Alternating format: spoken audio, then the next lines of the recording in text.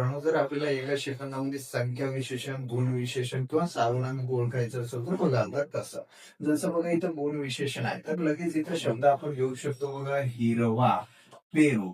त्यानंतर बघा इथं दशांश संख्या विशेषणाचे खाली प्रकार आहे गणनावाचक. याच्यामध्ये परत प्रकार आहेत. परत प्रकार घेऊ आपण पूर्णांक वाचक. तर इथं जे आहे ते पूर्ण संख्या येणार म्हणून इथं आलं एक पेरू. त्यानंतर बघा इथे येणार अर्धा पेरू.